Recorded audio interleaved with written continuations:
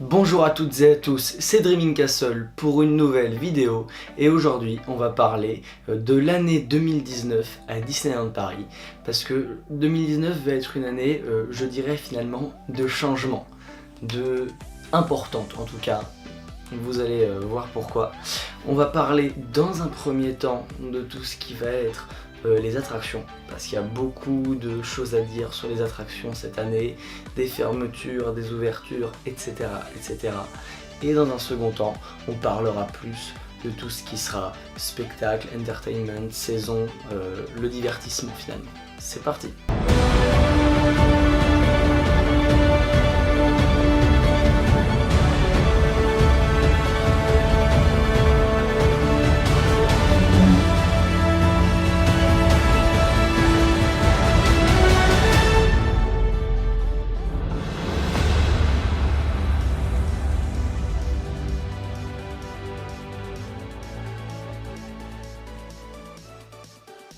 Alors, la première chose dont on va parler, ça va être finalement Phantom Manor. Et oui, parce que pour ceux qui ne le savent pas, cette attraction finalement emblématique du parc parisien est fermée depuis le 7 janvier 2018, donc quand même depuis plus d'un an. Pas une fermeture définitive, mais une fermeture pour réhabilitation, avec des nouveautés, une grosse réhabilitation, pas juste un petit coup de peinture, on rénove, il n'y aura pas de différence, vraiment des gros changements. Et c'est vrai qu'on n'y croit plus trop à cette réouverture. Parce qu'il faut savoir qu'à la base, la réouverture était prévue pour l'automne 2018 pour coïncider un peu avec la saison d'Halloween. Ok, une maison hantée Halloween, logique, on comprend. Mais là, patatras, chez Disney, voilà ce qui se passe. Bon les gars, on a un problème. Phantom Manor, on va pas pouvoir le rouvrir au mois d'octobre. Oh non! Mais bah oui, je sais, mais c'est Michel, il s'est trompé dans les calculs, ça prendra 3 mois de plus. Alors, j'ai eu une idée, c'est pourquoi pas, on les fait patienter en rouvrant progressivement les jardins, les extérieurs. Ah, c'est bien vu ça, ouais. Bon, surtout qu'on a bientôt fini la façade, alors bon, C'est bien vu ça. c'est bien vu ça. Du coup ça c'est au mois de juin 2018, on nous annonce que la réouverture est repoussée de plusieurs mois puisque on nous dit l'attraction réouvrira en janvier 2019, sauf que là, bon les gars, on a encore un problème. On va pas pouvoir réouvrir Phantom Manor à temps.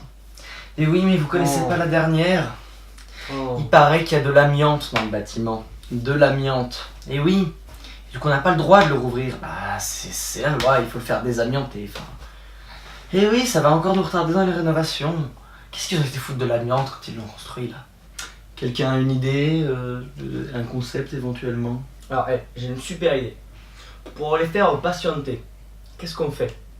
Vous voyez le petit truc pour les personnages qu'on a construits là, où il y a Jack Skellington qui fait des tours de temps en temps? Bon, on leur met Mickey.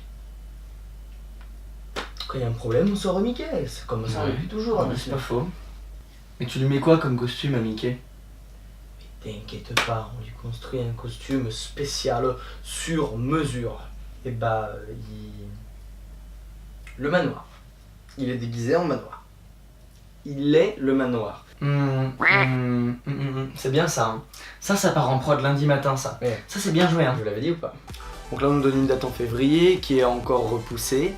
Aujourd'hui, il y a des rumeurs sur le 11 mai 2019, mais c'est vrai que comme ça a déjà été repoussé plusieurs fois, on n'y croit plus trop, on est un petit peu prudent. Donc peut-être réouverture le 11 mai 2019, mais à voir, je ne sais pas. Et en parlant justement de réhabilitation, etc., comme vous le savez probablement, en février 2018, il y a un plan d'expansion des Walt Disney Studios notamment et de Disneyland Paris de manière générale et qui a été dévoilé, un investissement de 2 milliards d'euros, donc un truc bien conséquent. Pour ce qui va être des éventuels ajouts au Disneyland Park, on n'est pas encore certain de ce que ça va être, il n'y a pas d'informations officielles. Le youtubeur Actuland a fait une vidéo dessus en disant qu'il aurait peut-être des informations sur les attractions qui vont être construites.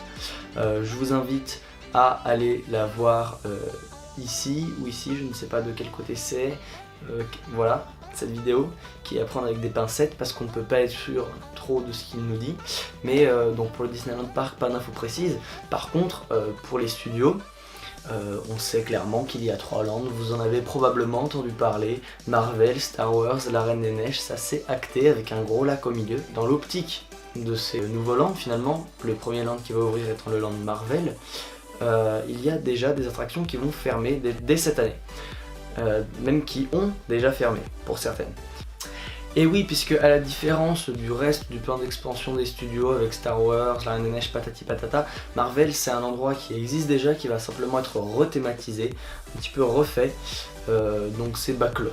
Voilà, Backlot, le land où on a actuellement tout ce qui va être moteur action, tout ce qui va être Armageddon, tout ce qui va être Rock'n'Roller Coaster. Le land qui ressemble à un parking de Ikea. Voilà, ce land là même qu'ils vont refaire et je pense que c'est une bonne chose.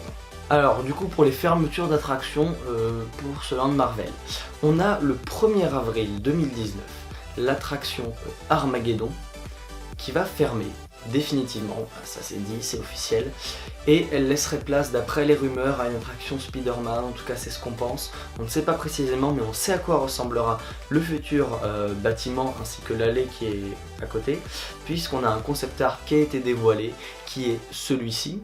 Je vous l'affiche à l'écran, là vous pouvez le voir. Donc le fait qu'il y ait Spider-Man sur le bâtiment laisse penser que ce serait une attraction Spider-Man, ça colle avec les rumeurs, à voir. En tout cas ce land a l'air assez sympathique. Et alors là, grosse info. Une grosse info parce que autant Armageddon, bon, on peut dire que c'est pas une attraction qu'on porte vraiment dans notre cœur, hein. Elle va pas trop nous manquer, ça va, on s'en remettra. Autant, il y a, j'ai envie de dire, une bête des studios qui va s'en aller le 2 septembre 2019. Je sais pas si la date est officielle, mais en tout cas, on parle de ça et c'est presque sûr en termes de date. Le 2 septembre 2019, l'attraction Rock'n'Roller Coaster avec Aerosmith fermera ses portes. Voilà, on dit bye bye au groupe de rock, au revoir, ils s'en vont du parc, c'est terminé. Et elle réouvrira, je crois, peut-être en 2021 ou en tout cas avec le land Marvel.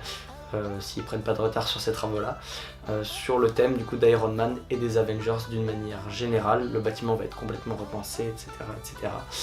Donc hâte que ça réouvre finalement, et du coup il faudra aller refaire l'attraction avant le 2 septembre pour pouvoir crier une dernière fois Soundtracker prêt pour le lancement. Autre attraction qui a fermé ses portes, elle s'est faite, l'attraction Art of Disney Animation, ou Art of Animation, je sais plus exactement son nom, mais celle avec le chapeau, vous voyez forcément, elle est à l'entrée des studios. Voilà, cette attraction là a fermé ses portes. Comme elle n'est pas dans aucun des 3 nouveaux lands, on ne sait pas exactement ce qu'elle va devenir, donc je ne sais pas trop, c'est très flou, mais en tout cas elle est fermée. Si vous voulez la faire, c'est trop tard. Hein, voilà, elle est terminée. Toujours dans cette optique du plan d'expansion des studios, etc., j'ai une petite exclue pour vous. C'est concernant l'attraction Studio Tram Tour. L'attraction Studio Tram Tour, vous savez, le fameux train qui fait un parcours très long pour au final pas grand chose non plus, qui nous fait pénétrer un peu dans les décors de cinéma. Alors il y a le passage avec Crash Canyon qui est sympathique, avec le camion qui prend feu, tout ça. C'est vrai que l'attraction commence à être un petit peu vieillotte, elle date de l'ouverture des studios. C'est pas une attraction à conserver dans sa forme actuelle selon moi en tout cas. Et ce qui est sûr, c'est que l'attraction se trouve finalement actuellement, ou du moins une partie de l'attraction se trouve là où passera le grand chemin qui mènera au lac et au nouveau land situé autour. Donc beaucoup de gens pensent toujours, il me semble, que cette attraction elle est fermée, elle est purement disparaître, Studio Tram Tour. Mais j'ai parlé avec un cast member de Studio Tram Tour et je lui ai demandé quand elle est fermée définitivement l'attraction, puisqu'on a des dates pour Rock, pour Armageddon, mais pas du coup pour celle-là. Et il m'a dit, si tout se passe bien comme on l'espère, l'attraction ne fermera pas complètement, on va la transformer. Donc Studio Tram Tour resterait, mais sous une autre forme, serait du coup un peu déplacé. Moi je verrais bien ça vers la droite du concept art, parce que le land de la Reine des Neiges est en haut, le land Star Wars et Marvel à gauche, à droite il n'y a pas grand chose pour l'instant. Et moi je pense du coup, compte tenu de ce que m'a dit le cast member, qu'il pourrait garder cette partie là, surtout que c'est dans cette partie là que se situe Crash Canyon, qui est un peu le seul passage intéressant de l'attraction, parce que le dragon lance-flamme planqué derrière de briques, bon. Avant d'enchaîner sur les spectacles, saisons, divertissements, etc., une dernière petite chose, toujours dans ces optiques de fermeture pour inclure les nouvelles licences dans l'univers Disney. L'hôtel New York, comme vous le savez probablement, a fermé ses portes au début du mois de janvier et il va être transformé pour rouvrir en 2020 pour s'appeler Hotel New York The Art of Marvel. Et ça va être un hôtel en fait basé un petit peu sur tout l'aspect graphique, l'aspect comics, l'aspect dessin de Marvel, avec des œuvres accrochées un petit peu partout comme ça. Il y a déjà certains premiers concept art qui ont l'air assez sympathiques, assez stylés. Je vous mets quelques images à l'écran. On enchaîne du coup directement sur tout ce qui va être les saisons, le divertissement, etc. cette année. Alors on est sur une année assez chargée en saison, puisqu'il y a même un moment où il y a 2 saisons en même temps, une dans chaque parc, et ça c'est actuellement, puisqu'on commence l'année très fort avec Légende de la Force dans les studios, c'est sur Star Wars.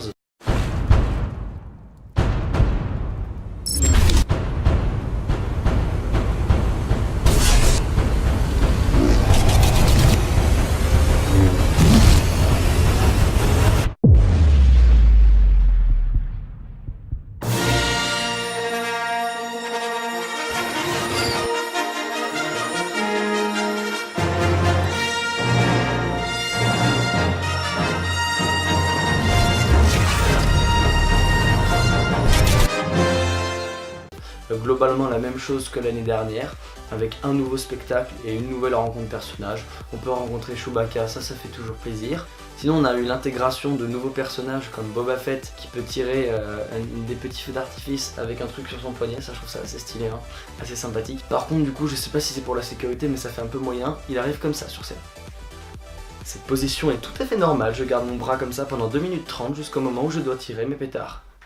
Et donc en même temps que la saison de la Force, que Légende de la Force, dans le Disneyland Park, on a le festival Pirates et Princesses, une saison qui avait été très appréciée l'année dernière, notamment par les fans Disney, un retour aux classiques, etc.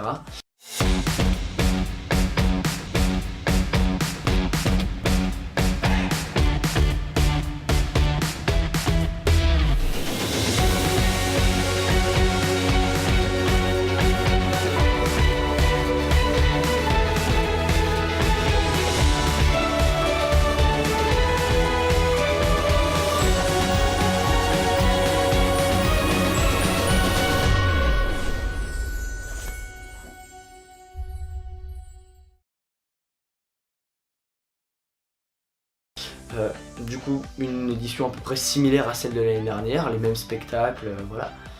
La seule chose que je ne comprends pas, et qui fait pour moi que ça marche beaucoup moins bien, c'est pourquoi est-ce qu'ils l'ont mis l'hiver. L'année dernière c'était au printemps, c'était parfait. Cette année le Disneyland Park, c'est-à-dire le parc principal, le plus grand des 2 parcs, est vide au printemps. Je vous en parlerai tout à l'heure ce qui se passe au printemps, mais c'est vide au printemps ce parc là. Pourquoi ils n'ont pas laissé le festival Pirates et Princesses au printemps? Parce que par exemple le jour où je suis allé du coup l'essayer, il pleuvait, il y a un spectacle qui a été annulé à cause de ça et ça marche beaucoup moins bien. C'est un spectacle coloré, c'est des spectacles avec de la danse, voilà, c'est une ambiance printanière, une ambiance on a envie de bouger, là on enlève un peu les manteaux à double fourrure. Non, il faut pas faire une saison comme ça quand il neige tu fais un truc un peu bourrin comme Légende de la Force, ça passe très bien, mais pas le festival Pirates et Princesses. Tu mets pas un truc où tu viens en robe comme ça quand il neige, non moi je trouve que c'est une idée de merde et je comprends pas pourquoi ils l'ont déplacé parce que ça marchait très bien au printemps l'année dernière, ça c'est vraiment incompréhensible pour moi. Au printemps, du coup, on n'a rien dans le Disneyland Park, mais on a une saison au Walt Disney Studios qui fait son grand retour. Et attention, on l'attend au tournant celle-là, c'est la saison des super-héros Marvel. Pourquoi est-ce que je dis qu'on l'attend au tournant? L'année dernière, c'était l'été, et l'été des super-héros Marvel, on sait que ça avait été une catastrophe en termes d'ouverture. Le fameux spectacle qui avait été survendu avec plein de technologies ne fonctionnait pas trop, des bugs, Iron Man qui restait suspendu dans les airs comme ça, donc pas top pour l'image du super-héros qui reste accroché au câble, on n'est pas sur un truc génial. Des nombreuses représentations annulées, carrément un drone géant qui est venu se poser doucement sur la tête des spectateurs, donc on n'est pas trop sur un truc calé, et j'espère vraiment qu'ils vont avoir refait le spectacle. Et comme ce spectacle est dans la salle studio Theater du parc Walt Disney Studios, je trouve que cet hiver il aurait été plus à propos d'utiliser cette salle pour répéter ce spectacle pour qu'il soit bien au point, plutôt que de mettre un spectacle de Noël nul dedans. Franchement ils auraient mieux fait de répéter le spectacle pour être au taquet sur la saison du printemps là, des super-héros Marvel. Par contre, point positif, très bonne nourriture. les sables et Groot et compagnie, on les attend le retour du grand Thanos. Ça moi j'ai envie de manger, hein. Bien manger. Et là, la nouveauté de cette année les amis, c'est la saison de l'été. Je crois que ça s'appelle le Festival de la Jungle ou un truc comme ça. En tout cas c'est une saison qui va être sur le Roi Lion et le livre de la jungle. On a un premier visuel qui a été dévoilé. Bon, il n'y a que des personnages du Roi Lion dessus, mais pourquoi pas, de toute façon je m'en fous, c'est mon Disney préféré. Et l'élément central de cette saison sera un nouveau spectacle du Roi Lion dans un théâtre flambant neuf qui est actuellement en construction à Frontierland. J'espère d'ailleurs qu'il sera construit à temps, sinon ils sont pas dans la merde. Un très beau spectacle, un très beau théâtre, pardon, très beau théâtre flambant neuf qui est en fait une version 2.0 du Chaparral Theatre, je sais pas si je le prononce bien. Un ancien théâtre mi-intérieur, mi-extérieur, d'une manière un peu bizarre. Donc ils ont cassé tout ça pour le refaire dans Frontierland et donc il va être inauguré avec ce spectacle du Roi Lion qui sera au cœur de la saison du Festival de la Jungle. Apparemment il y aura aussi une petite parade, donc probablement avec les différents chars du Roi Lion du livre de la Jungle qui ont servi au cours des parades des dernières années. Peut-être des nouveaux chars, je ne sais pas. Mais à part ça on n'a pas d'infos particulières sur cette saison. Comme d'habitude, on aura Halloween puis Noël à la fin de l'année. Halloween, j'espère que, enfin normalement c'est ce qui est prévu, de faire le même que l'année dernière. C'était une vraie réussite, le Halloween 2018. L'année dernière c'était super, avec le nouveau char, les nouveaux costumes, etc. Si vous n'avez pas suivi ça, je vous invite à aller regarder des vidéos dessus parce que le spectacle était très bien. Le spectacle principal, la parade d'Halloween, reprenait le concept du festival Pirates et Princesses avec les chars qui s'arrêtent, les personnages qui descendent, qui montent sur scène. Un vrai show comme Disney sait en faire. J'espère qu'ils referont ça cette année pour Halloween, mais normalement c'est ce qui devrait être prévu. Puis Noël, bon bah Noël, c'est déjà très bien, rien n'a changé. Ça, normalement, ça devrait être comme cette année également. Dernier point que je voulais aborder dans le thème des événements, saisons, etc. C'est les différentes soirées qu'on va pouvoir avoir cette année. Soirées et événements, je veux dire. Il y a un peu deux types de soirées et événements. Il y a les soirées pass annuelles, comme leur nom l'indique, réservées alors au pass annuel. Donc c'est Magic Plus et Infinity et leurs amis. Et on peut avoir certains accompagnateurs. Et après les événements ouverts au grand public. À savoir, souvent, ceux ouverts au grand public coûtent un peu plus cher, on peut avoir une réduction avec les passes annuelles. Il y a plus d'investissement, quoi. Les soirées passes annuelles, tu sens que c'est fait avec peu de budget, malheureusement. Même si elles sont très bien, hein, mais ça vaut pas les grands événements ouverts à tout le monde. Donc comme soirée passe annuelle, cette année, on aura dans un premier temps une soirée passe annuelle le 22 mars sur le Festival Pirates et Princesses. Petit problème pour moi dans ce choix, c'est que le Festival Pirates et Princesses en tant que saison, ouvert au grand public, il s'arrête le 17 mars. Donc en gros, t'as une saison qui s'arrête, et une semaine plus tard, on fait la clôture. Pourquoi pas directement la faire le soir même? Je ne sais pas, c'est un peu bizarre comme choix, je trouve. C'est-à-dire qu'il va y avoir une semaine où il n'y aura plus du tout ce truc. Et après ils vont dire, attendez, revenez, on refait le truc une dernière fois pour les passes annuelles. Donc il y aura, j'imagine, des choses un petit peu spéciales. Je ne sais pas spécialement, ils en ont pas encore dit plus. À part le fait qu'il faudra bien sûr choisir notre camp. Entre pirates et princesses. Ça, c'est le concept global de la saison, donc jusque là pas trop de surprises. On n'en sait pas plus pour les autres soirées pass annuelles. Moi ce que j'aimerais c'est qu'ils fassent une soirée pass annuelle pour la réouverture de Phantom Manor. Je pense que ça pourrait être une bonne idée de faire un événement pour ça, un peu pour s'excuser de tout le retard qu'ils ont mis dedans. Alors après peut-être que les gens qui n'ont pas de pass annuel ne seraient pas contents parce que c'est un événement quand même qu'on attend beaucoup et le réserver au pass annuel, je pourrais comprendre que ça fasse pas plaisir à tout le monde, mais bon, moi ça me paraît adéquat, surtout que la plupart des gens qui s'intéressent au parc ont un pass annuel. Comme autre événement de l'année, donc pour les soirées pass annuelles c'est tout, on n'en sait pas plus. Et comme autre événement, un événement que j'avais beaucoup aimé l'année dernière, c'était la Fan Days, donc convention des fans Disney en quelque sorte. Une immense soirée au Walt Disney Studios qui s'était tenue l'année dernière le 2 juin ou quelque chose comme ça, si je dis pas de bêtises. C'était ouvert à tout le monde, donc il fallait pas forcément avoir un pass annuel pour venir. Et il y avait vraiment... là on sentait un peu le budget, quoi. Il y avait plein de personnages rares, des spectacles inédits avec des décors spéciaux, etc. Malheureusement, ça ne revient pas cette année. Du coup, sur le même week-end à peu près, le premier week-end de juin ou quelque chose comme ça, je crois il y a une nouvelle soirée qui s'appelle la Magical Pride. Alors, apparemment, de ce que j'ai entendu, il y a déjà eu des soirées comme ça les dernières années. Et ça n'avait pas fait beaucoup de bruit, je n'avais pas entendu parler. En tout cas cette année ils font plus de com autour de ça je crois. Donc ça s'appelle la Magical Pride. Qu'est-ce que c'est? C'est tout simplement une soirée sur la diversité. Voilà, Pride, c'est un peu... c'est une sorte de Disney Gay Pride si on veut. Et ils disent que c'est sur le thème un peu des communautés LGBT tout ça. Mais ce que je trouve bizarre avec cette soirée, Ils disent qu'il y aura une parade qui célébrera la diversité. Je vois pas comment ils vont faire ça. C'est-à-dire que faire une soirée pour afficher le fait qu'ils défendent les droits de toute la communauté LGBT, etc., je trouve ça très bien. Mais concrètement, qu'est-ce qu'il y aura pendant cette soirée? Moi, ce qui me fait un peu peur, j'ai peur que Disney mette juste des arcs-en-ciel partout et dise voilà, ça y est, on a fait une soirée sur les LGBT. Sauf que ça marche pas comme ça, tu vois. Et je vois pas concrètement ce qu'ils vont faire, parce que j'ai essayé de trouver des extraits des soirées précédentes où il y avait eu ça. Je crois qu'il n'y avait pas eu de parade dans les soirées d'avant, si je dis pas de bêtises. Et il y a peu de vidéos de ces soirées. Et à part des images projetées d'arc-en-ciel, je sais pas. J'ai pas compris exactement le concept. Sinon, mi-juin à peu près, ou fin juin, je sais plus exactement, mi-juin il me semble, il y a Disney Loves Jazz, la soirée Disney Loves Jazz qui revient. Ça c'était un super événement qu'il y avait eu au mois de septembre 2018. Seul gros problème de l'événement, c'est qu'il faisait froid, mais vraiment froid. Il y avait un concert avec des artistes assez connus comme Ben l'Oncle Soul qui reprenaient des tubes Disney, version jazzy, donc ça super, mais comme le concert était très long, on attendait très longtemps dans le froid, et vraiment ça c'est pas possible, donc ils l'ont déplacé au mois de juin. Une bonne idée. Seul petit bémol, c'est que je trouve qu'il y a trop d'événements concentrés sur la période juin-juillet. Après, voilà, il y a tous les événements sur cette période-là, et ça c'est pas cool. Il y a la Magical Pride, il y a Disney Love Jazz, et après, début juillet, il y a Electroland qui revient. Donc Electroland, festival de musique électro au studio, ça je pense que c'est assez connu, ça va. Ça revient, donc ça c'est cool, mais voilà, ça surcharge un peu le calendrier des événements sur cette période. Et enfin, comme chaque année, on aura le Run Weekend, donc le marathon de Disney au mois de septembre. Voilà, donc ça je pense que ça sera à peu près comme les autres années. Des thèmes selon les courses, 5 km, 10 km, etc. On passe dans les coulisses et dans le parc. C'est très sympathique. Chaque année où ils ont fait ça, j'ai entendu que des retours positifs, donc je compte la faire cette année.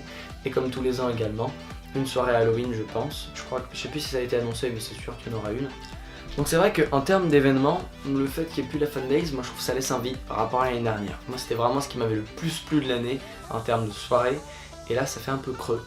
Et aussi s'ils refont une soirée Marvel, ce qui serait une bonne idée je pense, s'il vous plaît, refaites pas comme l'année dernière. Juste. C'est tout pour l'année 2019 à Disneyland Paris, j'espère que j'ai pas été trop long. J'espère que la vidéo vous a plu, que vous avez appris des choses. N'hésitez pas à laisser un petit pouce bleu, un petit commentaire, vous connaissez la chanson, vous abonner, tout ça. C'était Dreaming Castle pour vous servir. Magic everywhere.